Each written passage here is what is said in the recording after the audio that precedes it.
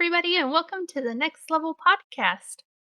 It's very strange for me to be doing intros, but I am your host, FFXI, and I have a special guest with me today.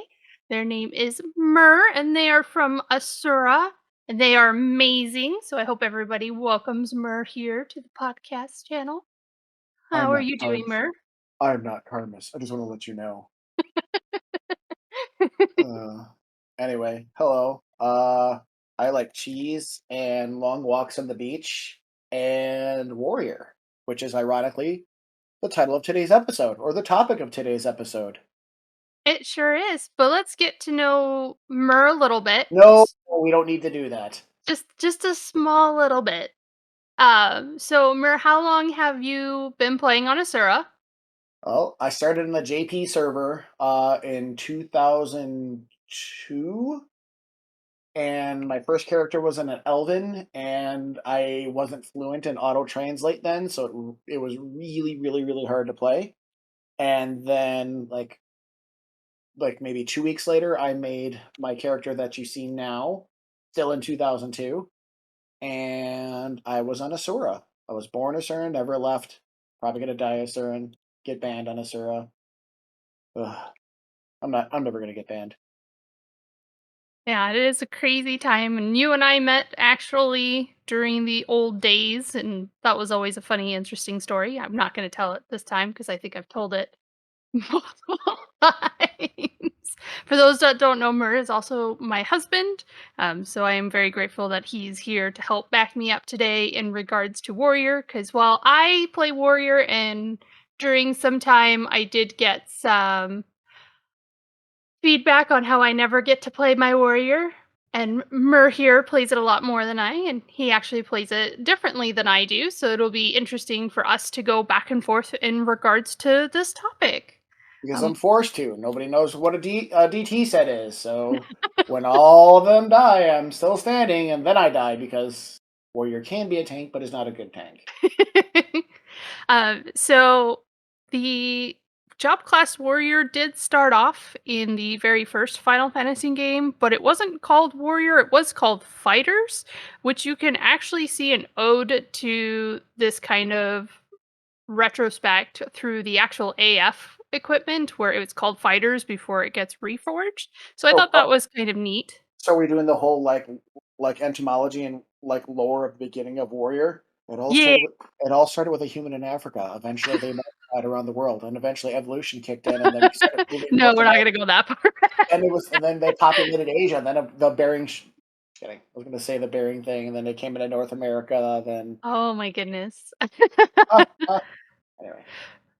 So you do see different iterations of the warrior class. In some games, it does evolve into the knight class, which gives it the ability to use white magic. But Final Fantasy XI sticks to its root, makes it a very versatile, offensive DD, as well as a semi-defensive one as well too. While it doesn't have any curing capabilities, it can take quite a hit and be able to dish it back out, which is super awesome. Yeah. And the fact that they can use almost every weapon type in the game. Can they use every weapon type? They I can't use great katanas or katanas, but they can use Well, they about everything can. else. They can. They're just not good at it. But yes. Yeah, that is true. But they are very versatile, like we were just saying, but their main weapon of choice is a great axe. Club! Nope, it's a club. It's a club. Saw it. You'll see a lot of their Rima weapons are particularly great axes, while they do have a couple of other ones scattered in there, like you'll see Farsha's in there as their Empyrean axe, which is not what Mur is wearing if you're watching the YouTube channel. He is wearing Tri-Edge, which sadly Warrior can't wear. Or Warrior. Well, that's okay though, because it's still incredibly useful for Warrior. Because when I'm done baking pizzas, I can use it as the frying pan and actually like pull it out. Ah, there you go. And it literally has like its aftermath allows you to cut pizzas in like 8 perfectly sliced slices. It's amazing. And Good for then Beast, not for Warrior. yeah. And then the other one that's not a great axe that they get is also the Ragnarok, which is the relic greatsword, which was seeing its day earlier times I because a want to lot of say people. around the 99 days, like pre eye level. But like when 99 was a thing and people like roamed the server and you couldn't get away from like a warrior with mighty strike spamming resolution with Ragnarok. Oh, it was awful, but it was I'm fun. I'm kind of hoping that would come back, but I haven't quite seen a resurgence of it. A lot of people are doing Savage Blade fencer builds, which Myrrh is very well versed in the fencer builds. He does a lot of fencer with his Farsha and doing calamity spams. So yay, Myrrh Uh, being different. Fun fact with the new AF plus or the Empyrean plus two out, where you actually have crit damage, you can actually bring sets that during mighty strikes you can actually push like hexa strike to do like ridiculously high resolution like numbers. It's ridiculously fun, and that's why mighty strikes is the best 1 hour in the game. I guess damage dealing wise, it's unfortunate that it is, but it's so good. So, Murray, you said Mighty Strikes is the best 2 hour in the game. What is like by far out of all of the job abilities that Warrior gets? What is your favorite? Oh, Warcry, hands down. I guess provoke or retaliate or Warcry or berserk. So now you're just gonna start naming all of I them. really like Brazen Rush too. But no, in all honesty, it's probably Warcry because Warcry can be used for enmity, but with fencer builds, it just gives this absolute redonkulous TP bonus if you weapon skill and TP with like fencer pieces on, because it helps your accuracy, it helps your crit, it just makes your white damage really nice, and being able to compete with like two handers as far as like versatility and staying alive. And having a shield is pretty nice too. Yeah, I think my favorite ability, since I primarily am a two-handed wielder for warrior, would probably be retaliation. Because if I can get a mob to face me and pull hate off of the other DDs, I can build TP so quickly. Because you do get TP from retaliating, and like you were mentioning with the Empyrean upgrades, the Empyrean feat with the retaliation bonus is so nice. It's so dumb. Unfortunately, retaliation only works when you're physically hit. So if you're a giant fat purple blob inside of Swordy and you're like chucking like purple fireballs at people that poison you, unfortunately you can't retaliate against those. No, sadly. It does have to be a physical hit, but everything else that in sortie at least does turn and look at you and tries to Well, attack the you, normal so mobs, just the boss, all the bosses have AoE's attack and they cannot be retaliated on because none of them are actually hitting you physically. They're just like swinging around like an iron giant. Kind of annoying. But on the downside, at least I don't move really slow, so it's okay. yeah, so let's go through actually some of the different Rima weapons that are available. So we have Bravura, which is the relic great axe, which I really do like because it has the survivability and it allows you, while Aftermath is active, to change your DT builds or do more of a hybrid DT build because of the damage taken minus on it and region plus that you gain from it, to where you can be a more offensive tank while wearing it. And a lot of people don't necessarily see that with the Relic Great Axe, but it has really helped me out in certain situations, be able to keep myself alive when the healer is doing something else or needs to prioritize somebody else. Being able to have that survivability while still being able to kill something fast enough. Yeah, if you have the ability to do pure damage, and if you have like a red mage or a scholar in your party, I think Prewin can work. No, with the exception of Prewin, I believe that everything Paladin has access to, with the plus phalanx gear, Warrior has access to. So you can make Warrior incredibly stout as far as like their defensive capabilities, and having like a ridiculous regen from Bravura is actually pretty nice. Yeah, for sure. And it was interesting because when I was looking up what bravura means, it just says it's a great technical skill and brilliance showing in performance or activity. And I You was did like, you oh, did you did that all wrong. You forgot your British accent when you did that. oh, did I? I'm so sorry. You gotta say Um, it, Bravura or brilliant. Well, the other thing that's really cool about Bravura as well too is that it has a lot of accuracy on it as well, and it has an additional effect to decrease evasion on mobs when you swing with it as well too. So even if your party is having accuracy issues, the warrior can help at least decrease that accuracy or that evasion of the mob to help everybody else as well too. and It's an N effect and just actually switching or actually just meleeing. I believe all relic weapons have some sort of like effect like that, but warriors is actually pretty useful. Mhm, and it's really nice, and if you do end up R15ing the Bravura, it does give you double attack damage plus 10% as well too, so again, where I was talking about how you can be a more offensive tank while still having that tanking capability, it's so nice that it kind of works out that way with this particular weapon. So I And put wouldn't necessarily put it down, for it to not be a viable weapon choice. Oh yeah, you mix those with the agog legs, the relic legs, and and you can push warriors double attack while having DT pretty close to 100% double attack. So it's actually kind of ridiculous. Like if you have the ability to like actually tank through physical damage with a decent phalanx set, like I was gonna say why you need a paladin because cures, but you could actually replace runes if it's like not if you're not tanking a bunch of mobs. If it's like one or two mobs or something like that, warrior can do it just fine. But let's be honest, nobody plays warrior like that. They put on Savage Blade and they just go heave ho. But that's what we're here to talk about is all the different aspects of warrior and all the different things you can do with it. But kind of sticking in line with more of the Remo weapons, we also have the Mythic, which is Conqueror, which I haven't Oh, seen a lot of people use. If you're watching the YouTube channel, you can see I'm actually wearing Conqueror right now. I really like how this weapon looks. It looks so pretty. And it's and very on my unique. screen, no, but my screen you have Myrrh on still.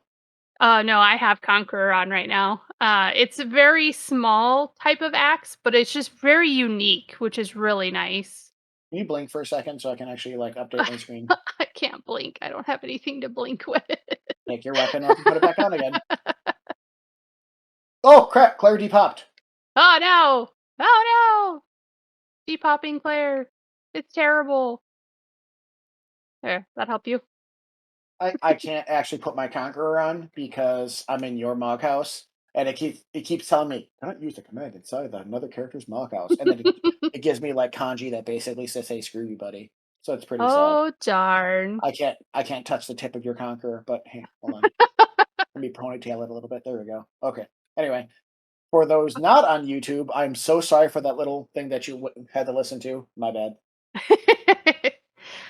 What's unique about Conqueror, though, is with its aftermath, it gains occasionally attacks twice or thrice. So you can change your set a little bit to go more of a store TP and not have to worry about multi attack as much, which as a warrior seems really strange.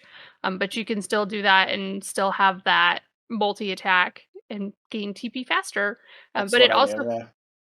but it also has Augments Berserk 5, which gives it an increase to the attack that you gain from Berserk, reduces the penalty from the defense lowering when you use Berserk, but it also gives it critical hit rate plus 14%.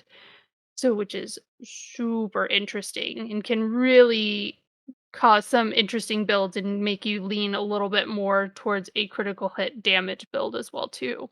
Pair that with Blood Rage and going back to the Empyrean gear, it's it's actually kind of nice because most of that stuff has DT, and if you actually have a 14% native crit, you would put that gear on that enhances your crit damage, and it makes your white damage go absolutely crazy. And since almost every single attack round is gonna be a multi attack, based on your job traits and the aftermath of the weapon, it could be really really nice for white damage. But again, it is a more offensive oriented weapon. I can't really see much use in doing playing super defensive or conqueror. Mhm. And then, Myrrh, I have some more questions to ask you in regards to Farsha, because I sadly don't have one. I'm currently working on it. It's on the Alphard stage, but you have been messing around with Conqueror, or not Conqueror, Farsha for a few years now. You've had it pretty long time. What are kind of some of the benefits for a fencer type warrior that would enjoy having Farsha as one of their main weapon choices? I'm looking. Hold on. It is 2014 is when I got Farsha. Oh man, so a really long time. That's 8 years ago. Holy crap, it's been on that long. Okay, so Farsha's the worst weapon in the game, so Oh, the come moment you on. R15 it, throw it to the ground. No, it's Farsha does what all other weapons do. In long fights, Farsha will actually beat Nagling. As powerful as Nagling is, and it's super strong, the individual weapon skills you do with Nagling will probably win in the end. But with correct builds, and AM3 up with Farsha, it's super nice because, and again, mixing the fencer build, mixing like some crit in your like attack builds, your white damage is, I would argue, is probably the best white damage. Like it's up there with like Monk, and then I guess you could throw Pup in there because Pup is kind of nice nowadays, especially with Kagankin. But the white damage literally goes through the roof. Unfortunately, your bread and butter weapon skill, your Savage Blade for like Farsha builds, is going to be Calamity. It's very similar to Mishrax, except it has two modifiers, while Mishrax only has one. However, um, what makes Farsha, especially when you're playing with other people, who are like Savage Bladers, Savage Blade to Mishrax is light, and it's absolutely worth it to do, and you'll pull hay even if technically you're doing a little bit less damage with Mr. Lax versus Savage Blade, you're gonna win in the end because your white damage is winning. And then you're a warrior, so your floor is way, way, way, way, way high as far as attack modifiers.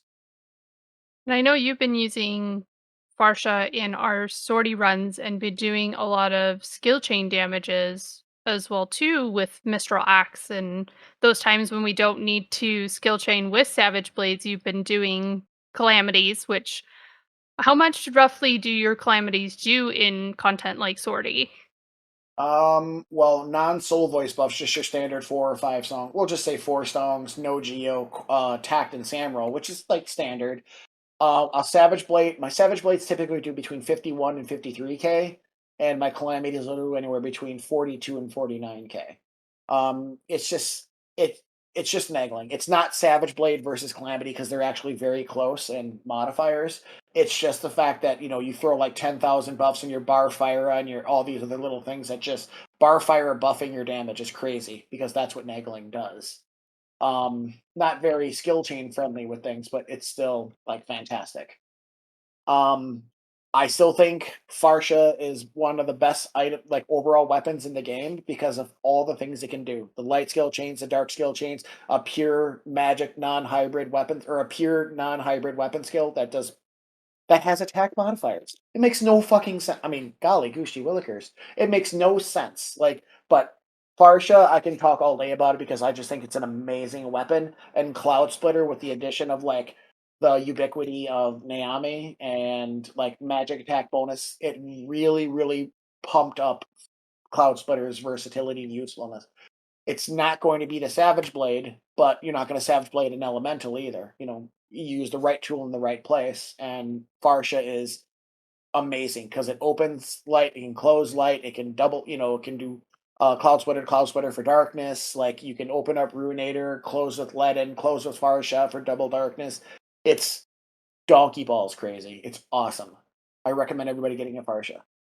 Yeah, I will say, unlike the great axe wielding warriors like myself, the one thing that we do lack is having an actual elemental weapon skill that can actually do decent damage. And Farsha does give you access to that. And like you said, you can do skill chains that are actually decent. I know in Dynamis Divergence before Empyrean plus 2 came out, like your cloud splitters were doing so much damage in those What? zones Who where needs a Corsair one-shotting statues? I'll just hit him with a warrior. just sick the warrior at it, it'll survive longer. Oh yeah. Yeah, I used to do statues a lot when I was on Warrior because our cores, again, when it's more ubiquitous now and knowing what they're actually supposed to do, but I did a lot of statue killing. And again, and when we're doing like the zone bosses and stuff like that, like the orc just melts the cloud splitter. All the tier 1 statues and the or wave 1 bosses melts the cloud splitter. But again, you're not going to put frailty and whatever down. You're going to put malaise, and in Farsha's case, you don't need the magic accuracy, so you'd want to use acumen or even Langor, and just things melt. It's really fun to watch, and it looks like Thor's like touching your hand when you like hit things, so it looks pretty cool.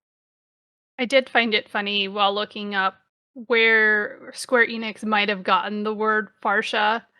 Um, I was like, "What? Where did they come up with this word?" And it was from a particular Arabic language, and all Farsha means was cloud.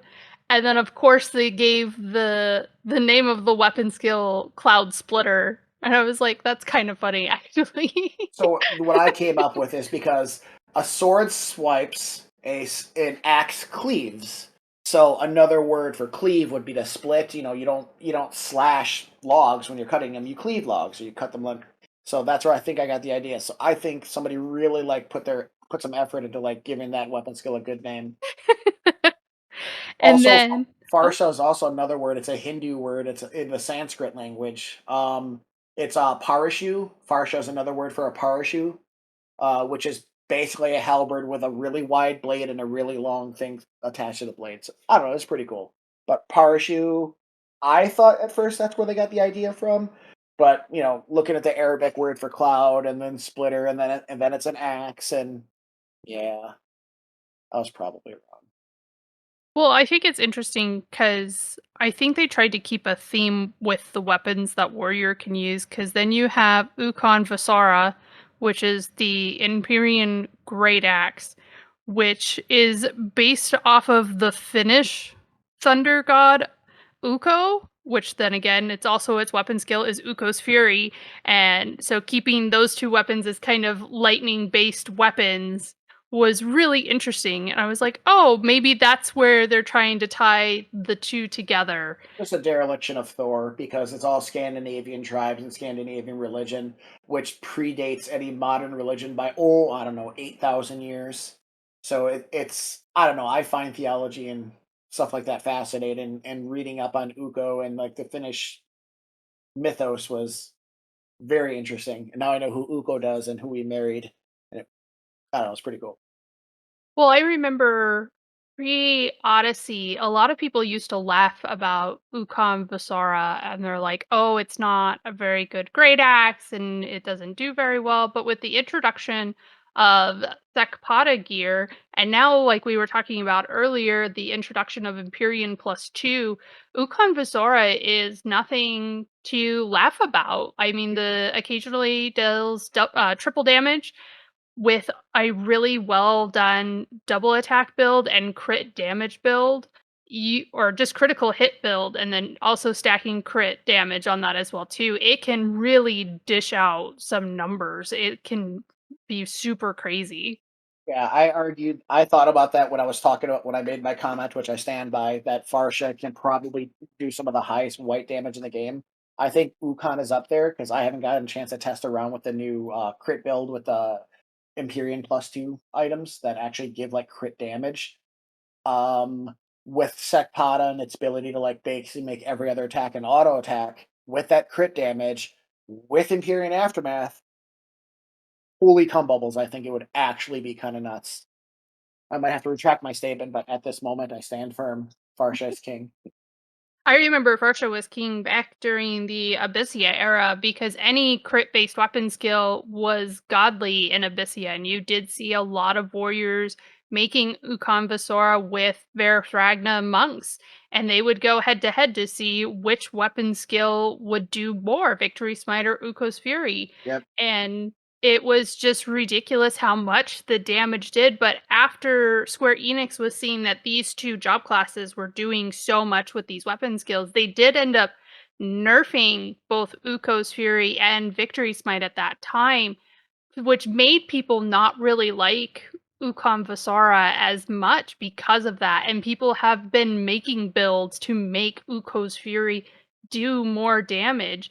And some of the numbers are putting it on par with some of those other weapon skills like Upheaval, like Savage Blade in some cases, it depending on what type of skill chain properties you're needing in order to create certain skill chains. I'm not a huge fan of like my train of thought going away. Good job. I had something profound that was going to shake the very pillars of like conversational Final Fantasy like theory crafting, and now it's gone. I'm Oh, so sorry. I made But that last part up, but yeah, I forgot. for people that don't know, Uko's Fury, with it being also a crit hit weapon skill, is unique in itself because it doesn't have a dex modifier at all. It has a strength modifier, which is why people were also finding it difficult after the nerf to make builds for it because they wanted to build more towards dex, which gives a higher critical hit chance, but also sticking with that 80% strength modifier as well too. And it just made it hard to balance the two of which one you should do. So basically, as like one of those things where you would want to use Ukos when like Blood Fury was up, or you'd want to do like Upheaval when Warcry was active. You know, it's all over the place, and they're both doing physical damage, so it's like which makes it not like the greatest weapon. But with the introduction of like Imperium +2 and Odyssey gear, like Ukon Vasera, you make it sound like a dinosaur, Ukonosaurus, I Ukon, didn't say that. and it bites other dinosaurs. But anyway, but Ukon Vasera is actually like it's like made its comeback. And a little tangent here. First guy I've ever actually seen make Ukon Vasera was a guy named Ocean Lab, and he was on Asura, and he was a super cool kid, and we went back and we talked shop on Warrior all the time, and he just laughed at the one-handedness and all that, because Farsha unfortunately wasn't the greatest weapon skill, or wasn't the greatest weapon in the 99 era, because you had access to next to nothing for like magic attack bonus gear, which is kind of sad. But in Abyssia was a different story. But again, you had to mix your, use magic attack bonus, and then your physical would absolutely suck. So there was no balance. It was either you're all in or all out sort of thing. But Ocean Lab, he was the first guy that actually do it, and I actually sold him like my heavy metal plates at the time so he could finish first. And yeah, it was Ocean Lab. Cool guy. When I think Uh, of Ukon Vasra, I think of the people that like wield it and the people that matter that wield it. I don't know. He was a cool dude. the people that tried to give it a better name after it was destroyed, sadly, during its time. Yeah, but But still. it Good. is coming back. There's more than one way to skin a cat, so it's probably better that you pick the weapon that you enjoy, that makes you feel like super special and gitchy goo, and as opposed to like just following like the meta and stuff like that, because I don't know, the meta is boring because everything is Savage War. Wait, Mer, but the meta says that you should get the Aeonic Great Axe, which is Chengo, which kind of goes with the past two, where it was the God of Thunder in Cuba, who was also depicted of wielding an axe as well too. So that was kind of interesting that we're still sticking to this whole God of Thunder with everything in regards to Oh, warrior. I wonder if Chango has anything like Cuba. Cuba's like, a North American, Central American area. And I wonder if that has anything to do with Chalk, because Chalk was the Mayan god of thunder and rain, and he wielded an axe. I don't know. We'll have to look further into it. But Chango really started shining right out of the gate. A lot of W key. people Yep, really W key. liked using Upheaval because it was a very strong weapon skill and it does skill chain with a lot of other weapons. And once you have Chango and you get Aftermath 2 or 3, you can start doing Radiance with it as well too, which can deal a significant amount of damage.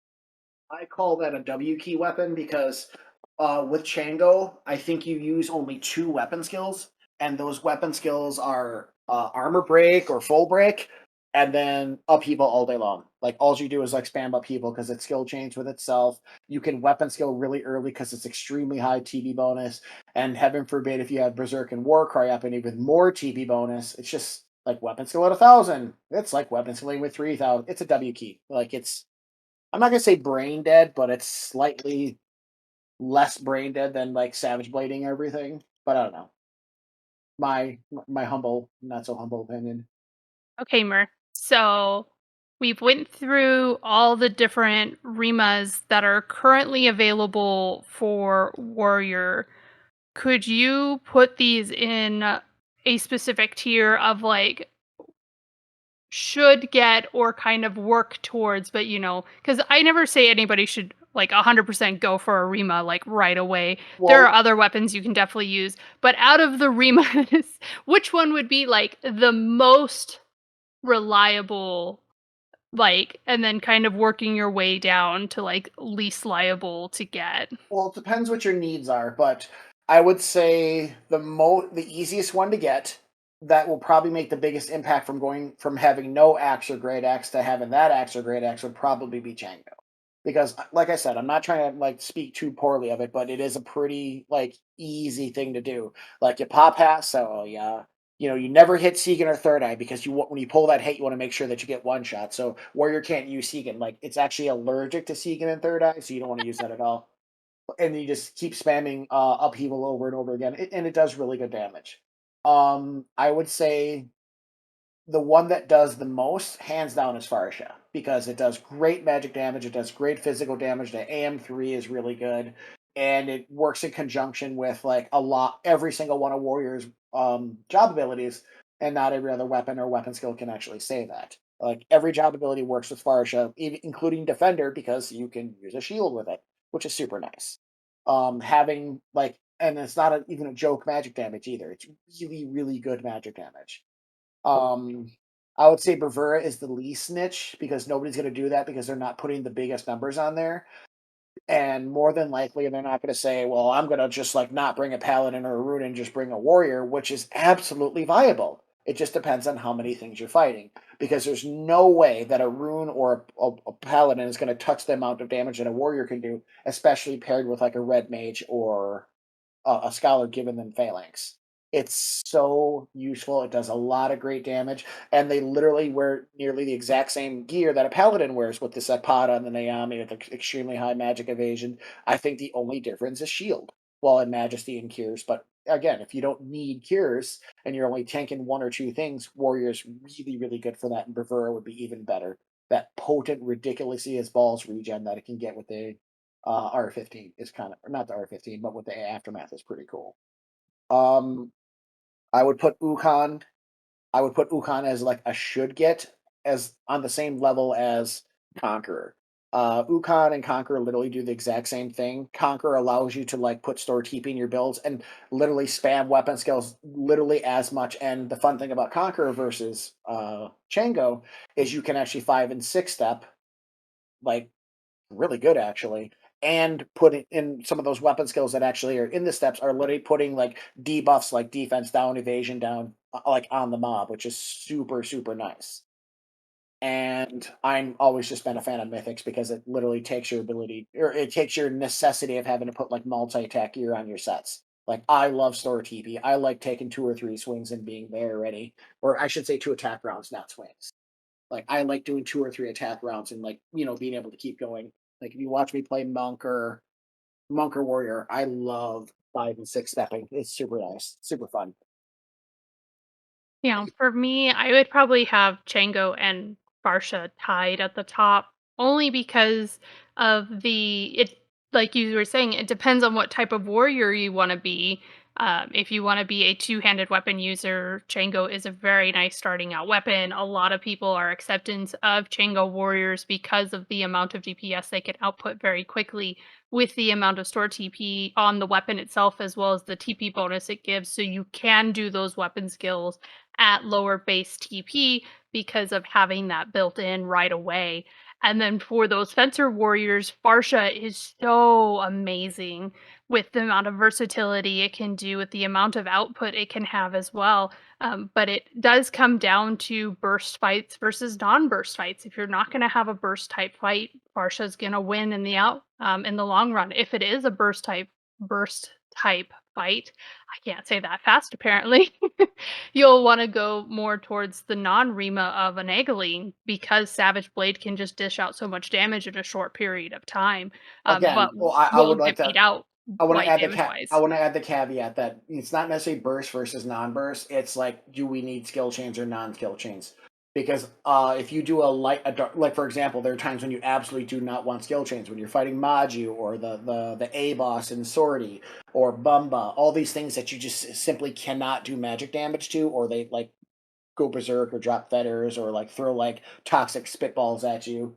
Um, the Sortie boss is like dark magic. You can't hit him with any dark magic. But then Nagling is really good, and I think that's what's like adding to its like just abhorrent ubiquity is because it literally has no weaknesses as far as like, okay, as long as we don't skill chain, we're good. That's not good because you lose out on so much potential damage from being able to step and doing skill chains and magic weapon skills and like stepping. Like, Savage Blade to Savage Blade doesn't do anything. So, yeah, you're gonna hit higher damage, but you're not closing a skill chain typically when other people are just using Savage Blade as well. So, Yeah. Farsha is king. I stand by my words. Fight me. Fight me.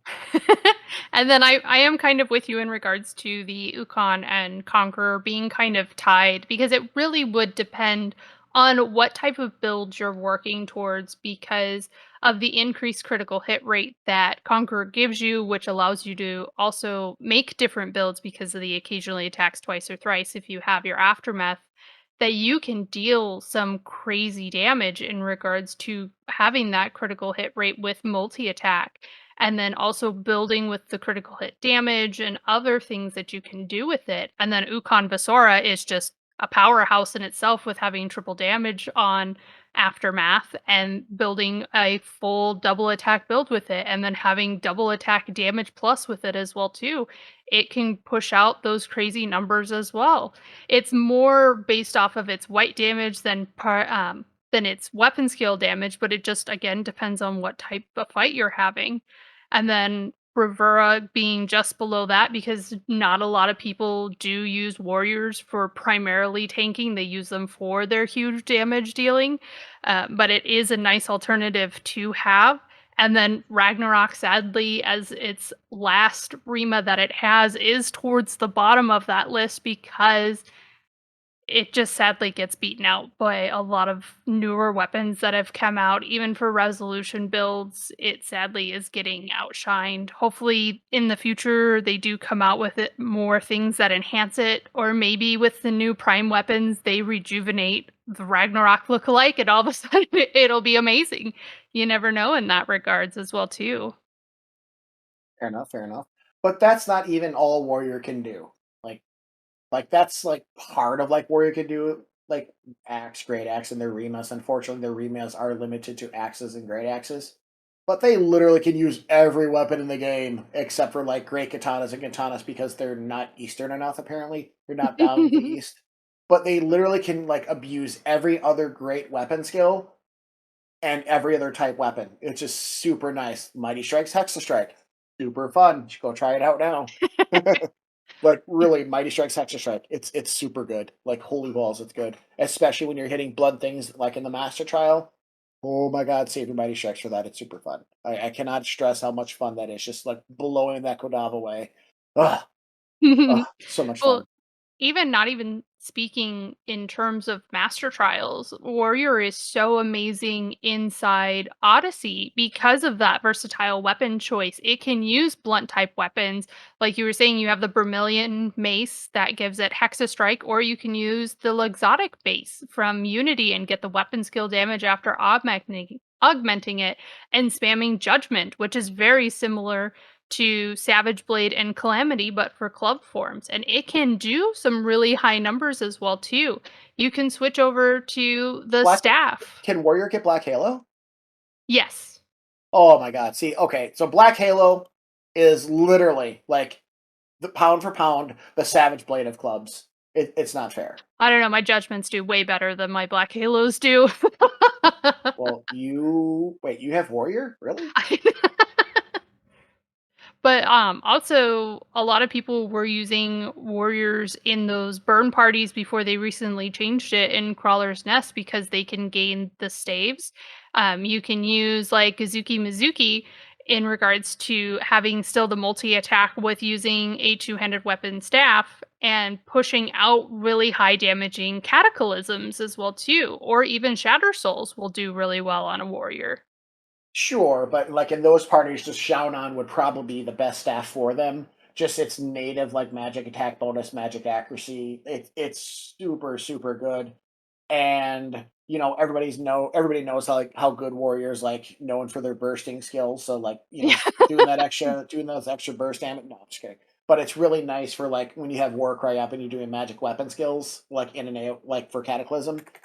That's the one I use. It's super nice, and you get this like sick looking like goofy, gooey black stuff coming off the as the graphic. It's pretty nice. I'm 5. I should probably stop talking. It's okay. And then they do have the ability to use piercing weapons as well too. You have Shining One from Ambuscade, which makes Impulse Drive do so well on a warrior. I mean, you can go through those Odyssey mobs that are piercing weak so fast with Shining One and just being able to mow mobs down really quickly with it. They also have archery and marksmanship skill. They're not very good, but the fact that they can do it is a testament to like how like useful and versatile warrior is. Like having the crossbow and I don't even know like if they even get good bolts, but the fact that they can do damage that far away in those kind of setups, if warriors say is your only job, which is bad. But I like having jobs bend and do multiple things and being able to use archery and being able to use marksmanship and staff and greatsword and dagger and all of them except for great katana and katana. Yep.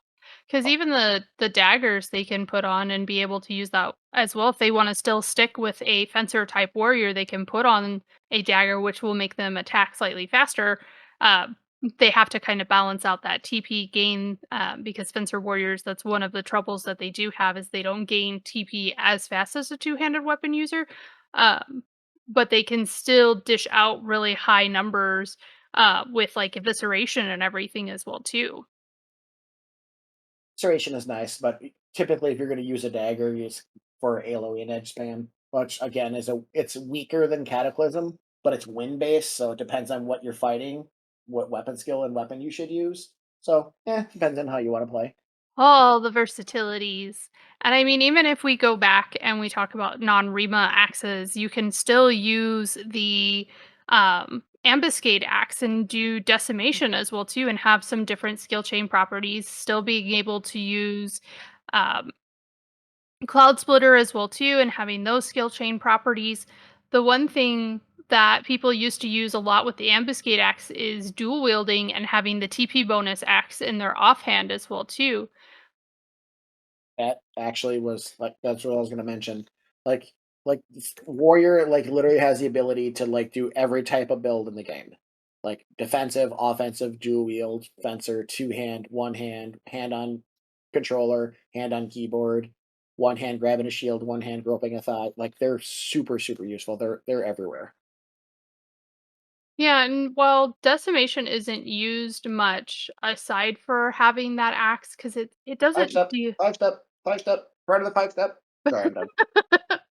it doesn't quite deal a lot of damage, but because of the ambuscade weapon, it gains more damage with its weapon skills based off of the skill chains that you're doing as well too. So if you are doing those 4 5 step skill chains, decimation's damage is going to increase exponentially with using that axe as well too, which is so nice. Yeah, decimation is one of those that holding onto the TP is not going to do anything. That's I got 1,000 TP, go. Because you just get a higher it's like a certain fish. You just get higher accuracy, so it's literally like pump and dump. Like you got TP, go. Higher TP is not going to really change much. Oh, one thing I forgot to mention during the blunt damage section, and it's one of the things you love doing, Myrrh, is your Karambit warrior. You don't even know what you're talking about. You're crazy. Like nobody would ever use Karambit plus Blood Rage to like make every single attack a critical attack, so you can literally weapon skill once every 4 seconds. Nobody would ever do that on God Magog ever. So many critical attacks. It It's pretty is funny seeing it actually happen though with how many times you crit using them. funny thing about I think hand to hand is Warrior's like worst overall skill. I think it's down there with like throwing and club. I mean, let me look it up. Hold on. Yeah, 369 skill. So it's not super great, but Karambit is it's so good. It's like Naggling good. Like it's so good. It has no weaknesses. It makes thieves be able to do good hand to hand. It makes dancers be able no, by the way, don't play dancers bad. But it makes dancers like do good hand to hand damage. It's so good. It is such a great weapon. And it changes the nature of the build. Like you want to put more crit. You want to use blood rage over say like Warcry or something like that, which literally makes you attack faster, hit harder and get TP like insanely fast. So good. I like everything. I should probably start saying it like that. Everything is fun. There was one thing I really wanted to try, because would be like the SU5 great axe. I don't see a lot of people use it, probably because a lot of the Rimas for Warrior outshine it a whole lot.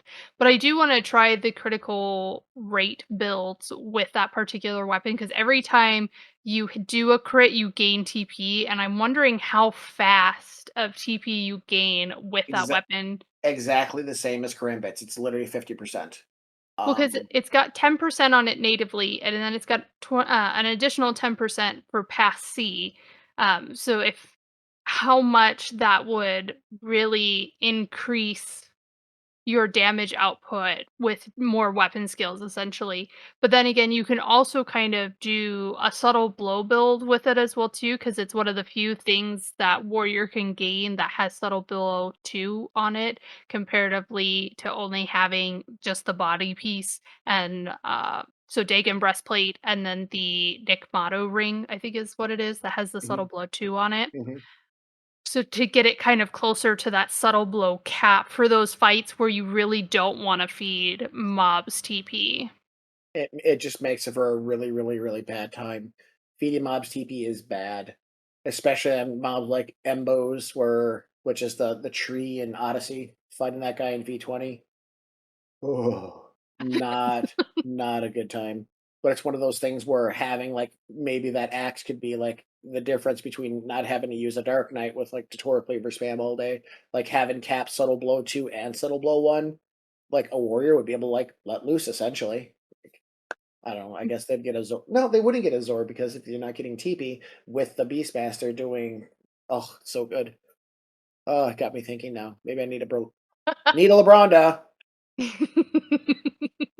I know, that's what I was talking about earlier. It's been crazy seeing even just talking to different warriors and kind of seeing what aspects they're going to. Because, like I mentioned in the beginning of this episode, even just between you and I, our warriors are built completely differently. And somebody can talk to you about warrior and you would have almost a different answer than what I would have, only in certain situations because you're so used to being a fencer warrior versus me, which is a primarily a two-handed wielder. Sure. Like, and again, this is Final Fantasy 11 after all, where like you can literally do the same thing. There's like 50 different ways to do it, unless it's like niche stuff like ambuscade and stuff like that. There is play your game the way you want. Like there's more than one way to skin a cat, and in Final Fantasy 11, there's like 50 different ways to do the thing. It's so good. Yeah, with warrior being my first 75 jobs, gasp for people that didn't know.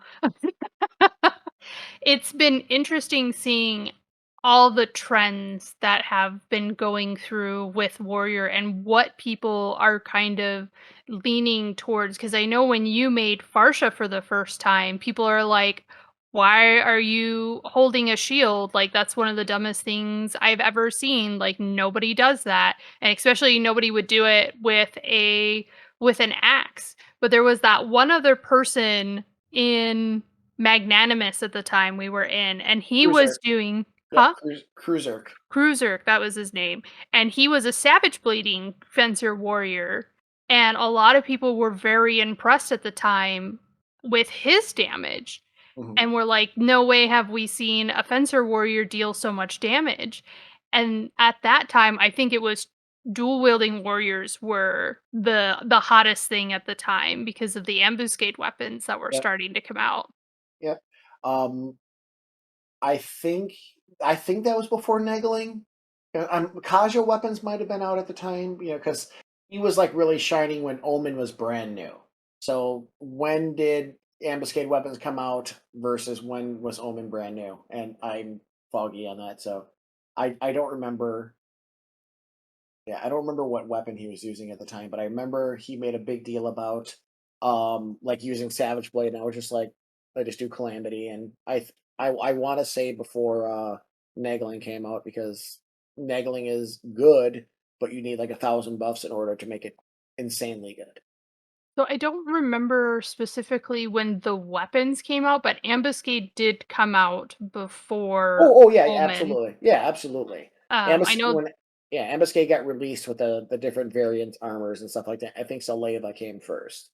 It Yeah, doesn't matter. the armors came first, and then the plus ones and the plus twos came out, and then eventually, I think it was like 6 months to a year later, the weapons came out because they were much later. Like I had already upgraded all of my sets to plus two by the time the weapons came Yeah, out. I remember the Kaja axe going absolutely everybody was a Kaja axe warrior now. And then when, Yeah. I don't even what's it called? Donatilius? Jelly Donatus? I forgot the upgraded Dolly Tennis. Dolly Donut Tennis. Got it. I Oh my love donuts, goodness. by the way. I need a donut. We should go to Drizzle after this and get a donut. Oh my goodness. Anyway, Back on topic of warrior, but it's been nice seeing that warriors are kind of coming back in the DD aspect. While they were still always kind of there, your samurais and your dark knights were primarily used more often because they just had more spike damage very quickly. But with the iterations of Odyssey and now Sortie needing those different weapon types and different abilities within that type of event, you need to be quick on switching between different weapon types and being able to provide damage between those different weapon types. So a lot of people have been favoriting warrior on these types of events, which is nice for me who really does enjoy playing warrior and actually pulling it out every once in a while. Uh, I have different macros just to even equip the different weapon types on the fly. Like if I just need to switch between my great axe and then all of a sudden switching over to a club and shield or putting on my polearm, I can do it within just one button click to switch between all of them. anyways. One of those things that bothered me most about, like, when metas change, and I'm not a big fan of meta. I'm a big fan of, like, follow the beat of your own drum sort of thing. I like that, when Sortie came out, it's like, here, use your different weapon types, because for a long time, like, Samurai was more, and I'm always down in Sam. I think it's the worst DD job. I think it's just like a one trick pony. But watching like the 4 steps with like the hybrid weapon skills like reignited my interest in samurai, and watching people do really good hybrid builds with ninja as well. And then for Shorty to say, "Oh, by the way, hybrids don't count," was actually really sad because I was like, "I'm gonna play Sam. This is gonna be good." And but then it was even better when I was like, "I get to play warrior and actually use Cloud Splitter and it being really good." Like, eh. Yeah, I remember you got it so excited when we saw a video from somebody named Mr. Grimm. I don't know what server they're on, but making Cloud Splitter be able to take down Zerd so Oh quickly, and then yeah, you really wanting to try it out yourself because you're like, I have Farsha, I have the Cloud Splitter, I can do this, it and it was was.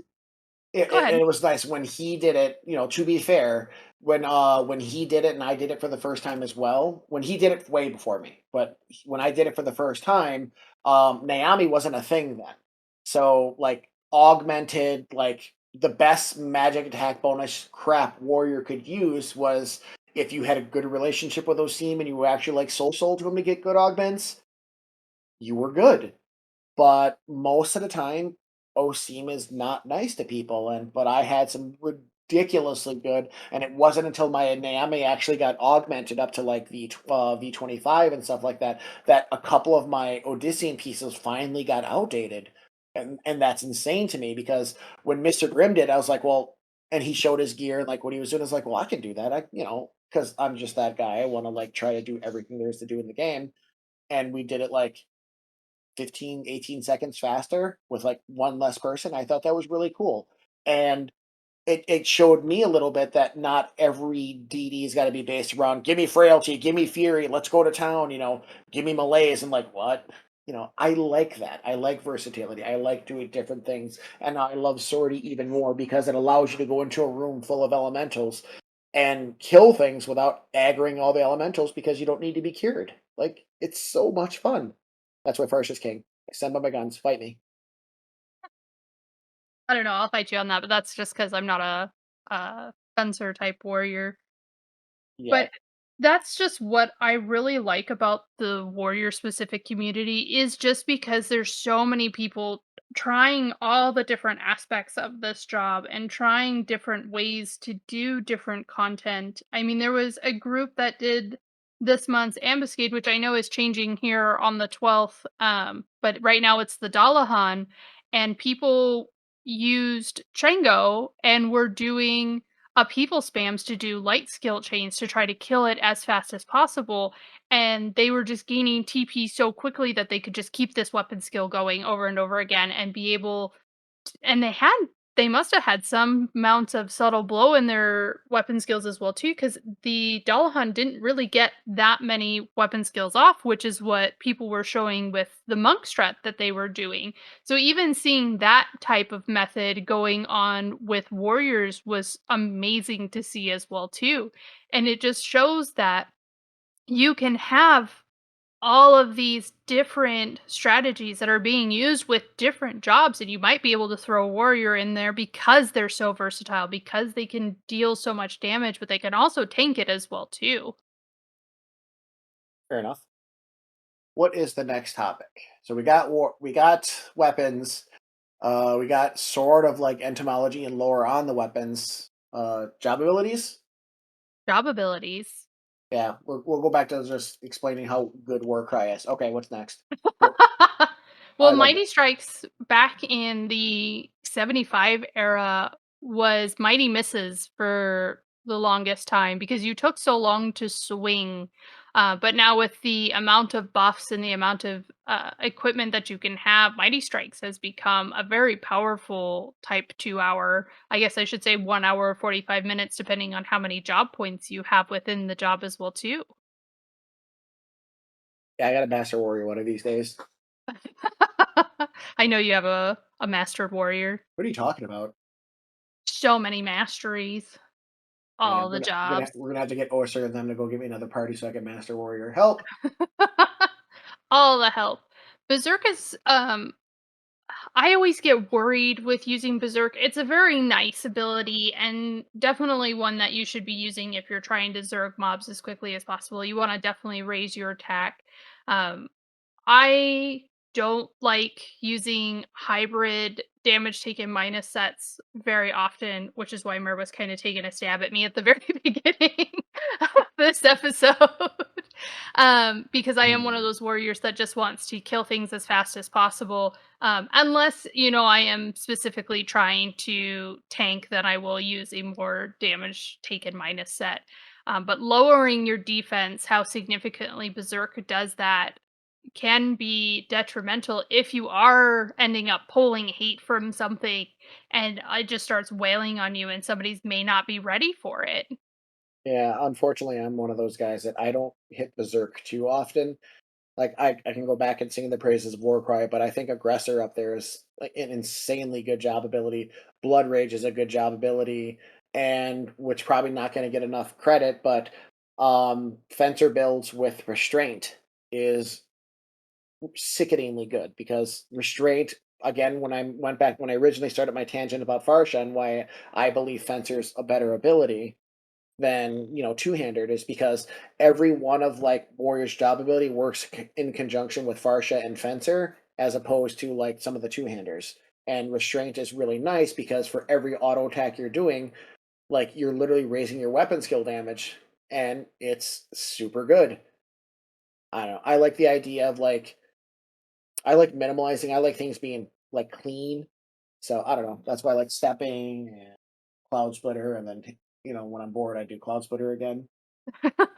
I think Blood Rage is actually not as talked about because it can override Warcry, so a lot of people don't like to use it. But what's really nice is you can bounce between the two of them. So when Warcry is down, you can put up Blood Rage and increase your critical attack. And I don't see it utilized very much. And I feel like it should be utilized more than it really is. I use mine on cooldown. Like when Warcry goes down, there's no reason to not hit Blood Rage. Like I mean, especially if you're I don't know. I never actually tried to use Blood Rage for an enmity thing.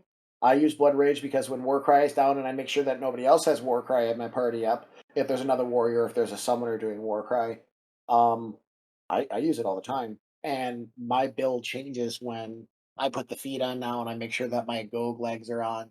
Like Warcry or Blood Rage is really good in that respect. It just, again, back to the white damage thing. It's super nice.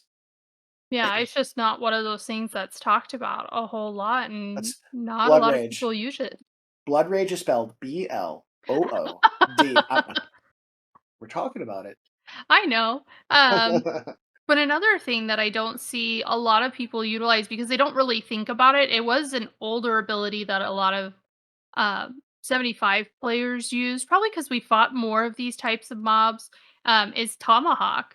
I mean, I still carry around Tomahawks for when we do fight against certain things to help lower the special defense that it has. So if like a mob has a resistance to say slashing damage, you can use Tomahawk to reduce the amount of the reduction. So let's say if it's 50% resistance to it, you could use Tomahawk to reduce that 25%. So then it would, I don't know, So 25% of 50. Trying to do quick math. 25% of 50 Yeah. is 12.5. Yeah, there we go. It would reduce it by 12.5, which doesn't sound like a whole lot, but that just increases the amount of damage that you do to a particular mob. And depending on your merits, you can put on the Agog feat, which can help increase that reduction by 1% per merit that you have. So up to 5%. I know I don't have merits into Tomahawk. Um, but I do still use that ability for when we do fight those particular mobs. Some of the mobs like slimes or undead mobs or even elementals as well. Yeah, I'm 5 out of 5 savagery and 5 out of 5 tomahawk. Oh, are you? Yeah. So you'd be one of those people that would have the increase. So Yeah, it'd be basically, yeah. 30% instead of 25%. So in layman's terms, basically, I walk up to Medusa in Odyssey and I need to kill the family, and she's weak to piercing but strong to slashing. I have pop her with tomahawk. She is now weak to slashing because warrior.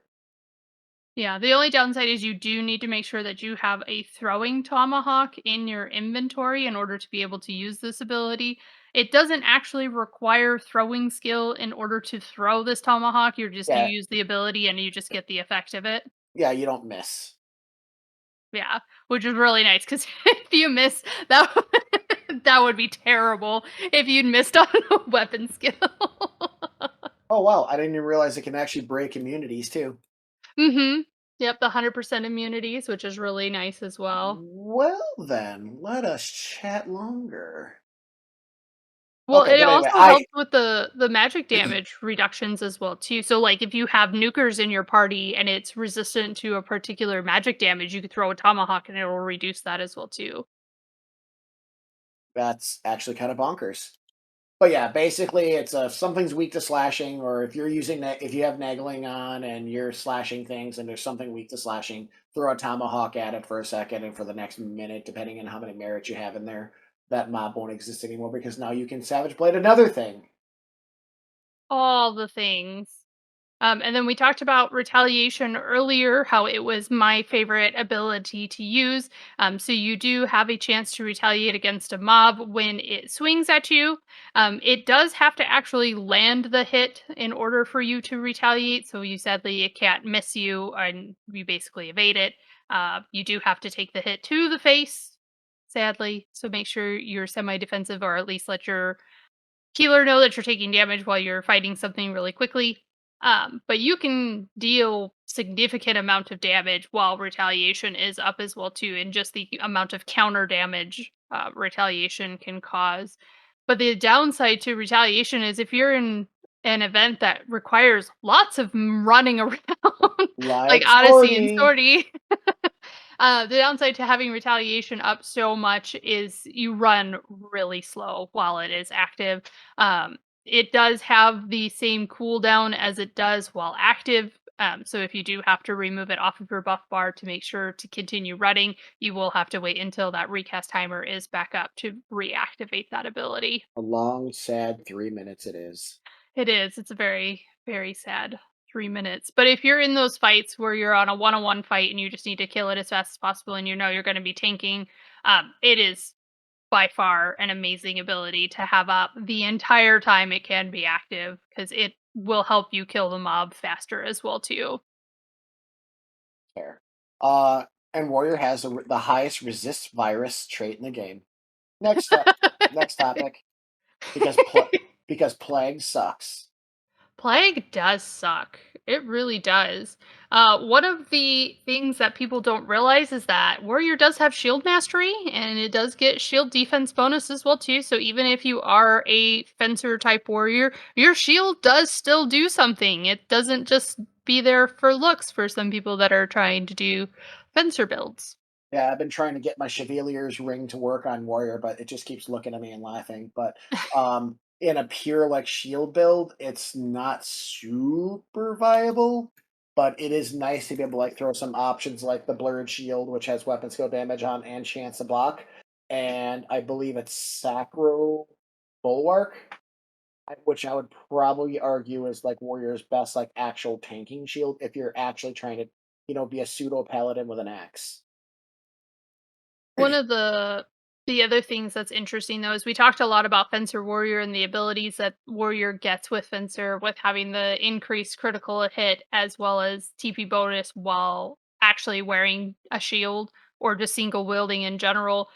Warrior does also get Smite, so there is a benefit to being a two-handed wielder as well too. This is kind of that whole SE wanting to push Warrior to be very versatile. You get a bonus if you're wanting to be a fencer type warrior, and you get a bonus for being a two-handed type warrior as well too. And this can include hand-to-hand weapons as well too, like Myrrh mentioning how he really likes doing karambit warriors. Fun. And that extra attack from just traits is kind of nice. But yeah, warriors are hard job are hard topic to like cover for everything because it does so much. And I pity the fool or I pity the day when we actually start doing like the dancer stuff because that podcast is gonna be like 4.5 hours long and I'm gonna be sweating about panting and having to drink water and having the rocky music in the background and just like being completely tired about telling everybody how bad of a job it is. Oh But my goodness. dancers and also one of those jobs that literally can do so many things. So good. But Myrrh, one of the things that we haven't even talked about is all the different sub jobs that you can use as a warrior and why certain sub jobs might actually be beneficial for what it can actually do as well too. I don't think they're quite as versatile that way. I would be safe to say that I think warriors' typical sub jobs are going to be like samurai, dragoon, and I would maybe ninja, maybe. But if you're going to go ninja, you might as well just go dancer, unless you actually need the shadows for something. But that's just there's just no content like that where warrior can't take the hit. That's weird. But yeah, probably ninja, dancer, samurai. Obviously for the store TP, the Zanshin is pretty nice, but mainly just for store TP. I can't think of. I mean, I guess Hasso. Like, I guess the biggest thing would be Hasso. Like, I would say Samurai is the best sub job for Hasso for the store TP. Not quite as good for Fencer Warriors as it is for the two handers, but unfortunately, Fencer Warrior's biggest problem is like the slow TP gain. So the sub Sam is probably going to be the best option every time. Dragoon is a really good sub job if you are zerging in long fights. In fact, Dragoon can consider to be the only sub job you should be going if you are a two-handed warrior, because in super long fights like wave 3 bosses and stuff like that, you eventually will pull hate, you eventually will die, and having access to those jumps, super jumps, super jump, and high jump is can literally be the difference between having a tank the whole time in a DT set by being able to like let loose and just like use your DD set the entire time. Oh, and you get a like slight weapon skill bonus as well, weapon skill damage bonus as well, which is super nice. But other than that, Dragoon is kind of meh. Doesn't really do a whole bunch. Dancer, if you want to dual wield with the accuracy bonus and the effect, because you're going to be attacking more, hitting more times, and having a drain samba up could be kind of beneficial as well. And ninja for like lull shadows, but snore. So for me, as a two-handed weapon user, there's actually three different sub jobs that kind of come to mind. One is Sam, like you were talking about, because of its more versatility in So you could doing more damage output because of Hasso Up or having the slight survivability because of Seek and Third Eye, Seeing a third uh, eye don't doesn't exist. Nobody uses it. including myself, Yeah, as I got Carm would one. yell I at me. got. Yeah, for some reason the wave three mob kind of turned around and savage bladed me, and I'm dead. Do you have Seek? Do you have Seek and third eye up? Nope. Nope. um, but Dragoon I do like because it does give you that weapon skill damage increase and it does help provide some survivability, but you will notice as a two-handed weapon user that you do swing a lot slower because you don't have that reduction to your two-handed that way. Another one is Sub Dark Knight. It used to be a viable sub job back in the 75 days, and I still think it's a viable sub job, and even Sure. nowadays because you get the Yes. physical damage limit on it as well too. Well, warrior has physical damage limit as well, but I guess desert blows is pretty nice because I No, think they get. warrior doesn't get. Oh, I Oh, guess they get. I think they get desperate blows. Desperate. I think they get desperate blows. Hold on. Dark 45. Yeah, they get level 3. Yeah, desperate blows up to level 4. That's crazy. But they also still give you last stand or not last stand. that's a that's a marksmanship weapon skill. They give you last resort, which does still also help with reducing your two-handed weapon delay, but it also increases your tack just like Berserk does. So if you're going in those Zerg moments where for some reason Berserk is not going to last long enough, you can do last resort, which will increase your attack but will significantly drop your defense. So again, you really don't want to get hit from that because otherwise that's going to really not be fun. Yeah, if you do last resort and the wrong time is going to cut your life into pieces, it will But be your last resort. yes.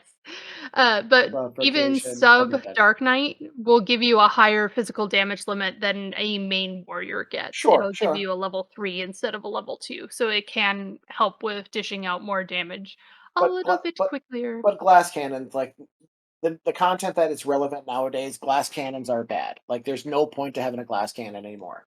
The only thing I can think of that's relevant content nowadays where a glass cannon would be useful would probably be like Tumult Curator. You have to zerg that guy down. You have to. Like So quickly.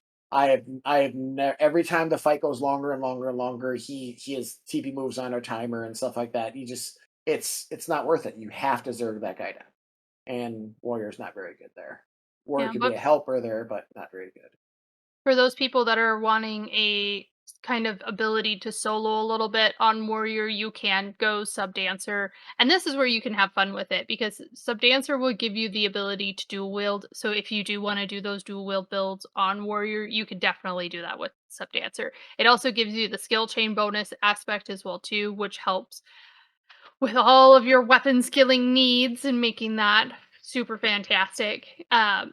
I prefer Sub Dancer over Sub Ninja because, like you were mentioning earlier, shadows, while are super nice, and some things you definitely would want the shadows over not having shadows, but it doesn't really give you a whole lot of survivability beyond that. You're just like, okay, I didn't get hit, but if you lose out those shadows in an untimely manner, then you're just a sitting duck and you're still going to take a lot of damage. And if there's nobody there to help support you, you're just gonna go down just like Pretty any much other warrior. But you can at least with sub dancer cure yourself, keep yourself alive, erase other um, people. Like erase erase other. yourself. It's so good. I mean, it's useful. Like the glass cannons are bad. Being able to useful and to assist the party in all things. Like even Yag Rush can only do so much at a time. Being able to do like that quick, like I see the move that's going to paralyze somebody, you can get it off right away. I don't know. I like the idea of like being multifaceted and super useful and still winning purses. All the parses. So many parses. But it'll also give you the ability to have a alternative provoke as well too. Like if you're really just needing to keep hate on something a whole lot, you could definitely do provoke and then do animated flourish if you have those steps active, and you can bounce between those two of them. Um, Another kind of tanking type sub job, I would say a sub rune fencer, to be honest, giving those because warrior is very physical in regards to its defensiveness. It can't survive a nuke worth anything, but giving it the aspect of having sub-rune fencer and gaining those runes does help counterbalance that to where you can survive those a little bit better or just resist certain ailments that could arise just from having those runes active. And then you could still also use them as hate tools just like a paladin would or anybody else that decides to go sub-rune fencer. I guess you do get tenacity at level 45, so maybe sub rune would have like some viability. But again, I don't know. If once you get to that point, you might as well just if that's what you're fighting, you should probably just bring a paladin or a rune fencer. But I guess if you're looking at for the aspect of what warrior can do, having 9% for being able to use rune at 45 gives you tenacity. So I guess that's kind of useful and using all your magic evasion gear. So I guess you can pretty sort of be pretty tanky, but you only get like Valation and the other V word I forgot. Well, you can also get Inquiltata tier 2 as a sub-rune fencer as well, just to increase your pairing rate, just so that way you're not taking as many hits as well. Because yay, not taking damage is fantastic. What's the other move called? Valation? I forgot. Valation, the other V word. Um, That's something about Valation and Valiance. Valiance. Valiance. Okay, so you get the like I'm gonna protect myself, and you get the I'm gonna protect other people ones. So I guess it's Yeah. not. But It's you could not. also use Flug as well too if you're trying to get hate. Yeah, it's not so bad. Okay, so I amend my original thing. There I think it. are certain things you get from it. Yeah, but no failings. Oh, nothing like that. But yeah, I guess if you need a warrior tank where they can be slightly more durable when they're getting blasted by magic, I guess that'd be a good thing. Well, it also would give them access to flash, so they could do provoke and flash at the same time as Sure, well. So sure, they sure. can have multiple ways of keeping hate. They do get stone skin at 55, so depending on how high your master level is, they can also utilize that as well too. They Yep. also would get all the bar spells. Yep. Yay, bar spells. Warrior known for their enhancing magic skills, so they can get good stone skin builds. Yep. Yes, yes, they totally would, Burr. I can cast stone skin. That's all that matters is I can cast stone skin on my I warrior can right now. cast stone skin. Hey, it kind of goes back to, the whole very beginning where warriors can eventually become knights and cast white magic spells. Oh, wouldn't it be great if we get our master levels to at least level 58? Warrior casting foil.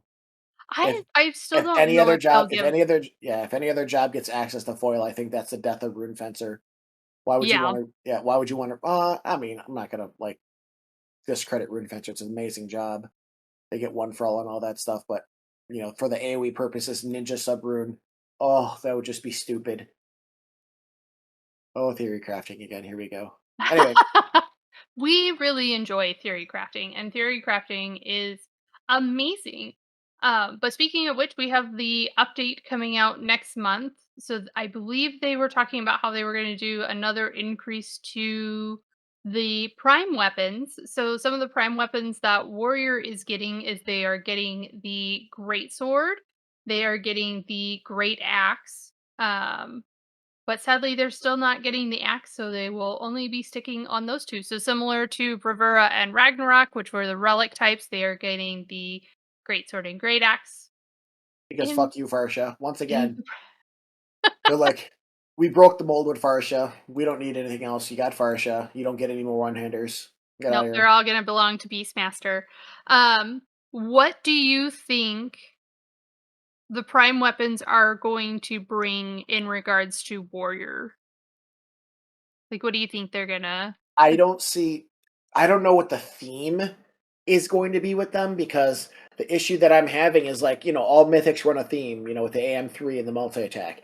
All relics follow a theme with the double attack, and even when they're upgraded, they all have like attack and like their whatever end they do. And the Empyreans have like the attribute associated with their specific weapon skill. I don't know what the theme of prime weapons is going to be. And if the base weapon is any indication, putting it on is going to hurt you. So I guessing I'm gonna say they're just gonna be straight up Zerg weapons. They're gonna be high damage. Knowing the way Square is doing stuff now, I think it's gonna they think I got a feeling they might be king for accuracy. Like finished versions of Prime weapons will have like the Dynamis weapons, they'll have just ridiculously high accuracy. Their base damage will be probably pretty impressive, but again, like how Aeonics have like the TP bonus as their theme, like all like Aeonics have TP bonus. Maybe prime weapons will be like this one has 300 skill as opposed to like the 269 cap like on the most things. So I don't know. Like you can guess if you want, but you know, they all look like black relics. So I don't know. Maybe they'll have like back like in the old days, like if you're a Bastok and you get this bonus because they've been kind of like teasing people with like some of the items they've been giving you and for like doing your Voracious Resurgence missions, like the platinum medal for Bastok. If you're a Bastok, you get this. If you're Sandorian, you get this. If you're Windrush, you get this.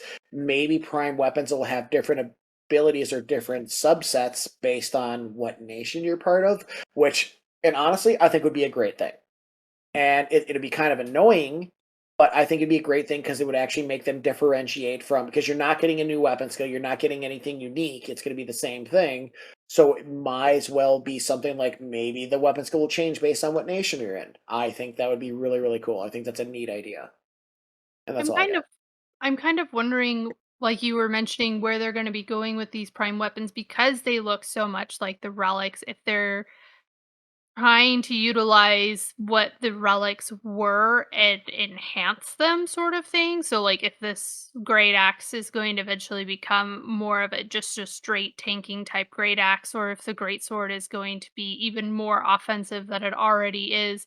I hope not to ruin the Rimas themselves or the relics themselves. I hope they kind of work in conjunction with them or is their own separate thing. The one thing I do like about the prime weapons though is that they did add the jobs that aren't natively on the relic weapons on these ones, even though they look similar. So I just hope the Like, what do you mean by that? Like, who's on what that's not on a relic? dancers on the dagger, Oh, because they have to be. I mean, but it's I not would on Mandao. That's my I thing. would love because when Relics came out, Dancer didn't exist. But I would love it if they like put Dancer on the hand to hand. Like Dancer No, has, it's not. I know. See, I'm gonna go on a tangent here. Like, think about things that would actually break the game, and a monk being able to use string and pummel with impetus up, especially with that new Biku +2 body. A rune fencer being able to do cloud splitter with like their runes up and enhancing their magic damage. Like I think like they should give people maybe the prime weapons could be like I don't know because the jobs are already established on who's on what, but I think they should allow things to like you know give weapons that are not necessarily their best weapon, but give them a good weapon for when they can't use their best weapon or when their best weapon isn't a viable option. Like I'm I can go on and on and on, but I'm a huge fan of Dancer Sub Monk and doing hand to hand stuff because it's fun. It is super fun. So having like a prime weapon that would like not necessarily be the best damage dealing, but giving you different options. I don't know. Maybe not prime weapons. Call them like floppy weapons. Like Wow. I don't Out know. of all the things you had to come up with, that was what you came up with. That's the word that came out of my mouth. I just think things that's like that would complement subpar builds or subpar like abilities would be a fun thing. I don't know. So, moving forward in regards to this job, I don't think Square Enix is gonna ever make any additional adjustments to it because it is just so unique and has really been built very well. Even from the very start of this game, Warrior has been very much sticking to what it's supposed to be.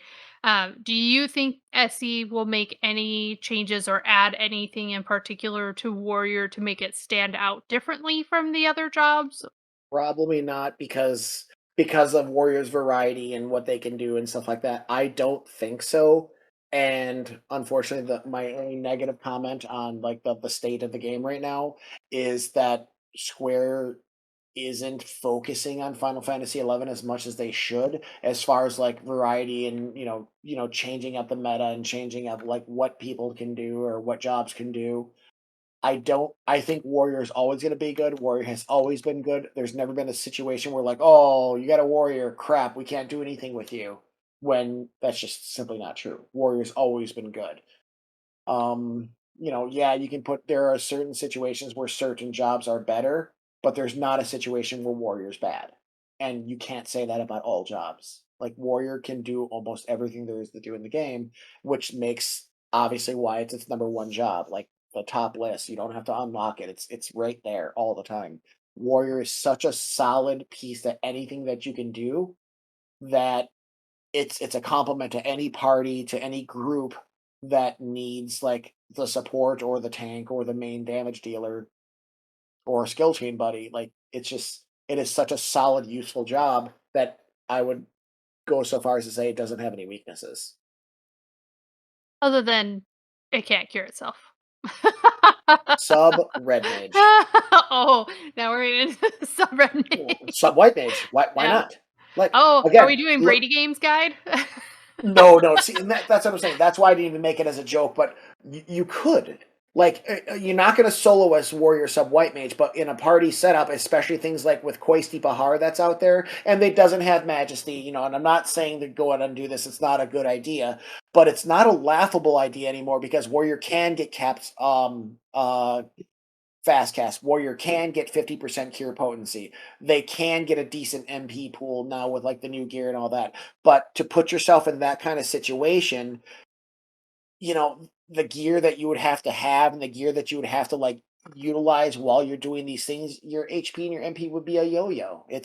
You'd have to be like relegated to being with a red mage or a bard to give you a ballad, but why would you want that when you want, it's a silly idea, but it's not laughable. It depends what your party setup needs. I won't lie to you. I have a sub white mage. I have a sub white mage thing in my Lua. For when I'm like doing cures and stuff like that. I have cure sets and I have nah spell sets and stuff like that. But it's not very good. But I didn't expect it to be good. I like options. I like being ready in situations when like DS forgets to like erase me. Oh, goodness. Poke poke poke poke. Um, but there's one thing that I really do enjoy is the warrior community, even on the forums, because they don't really shut down specific ideas because of how versatile the job is and the different play styles that people have with it. They kind of see where people are trying to run with those ideas and see how viable they are or ways that they can help enhance that person's idea of what they're working towards. Yeah, you'll still have a couple of those people that are like, "Why the fuck are you talking about this? You just need a Savage Blade Warrior and just, shut up and just go with it." And it's like, no, like there are so many different aspects of this particular job that the community is really wonderful in regards to it. And there are so many people that are very good at playing warriors as well too that have come forward and have talked in those guides as well.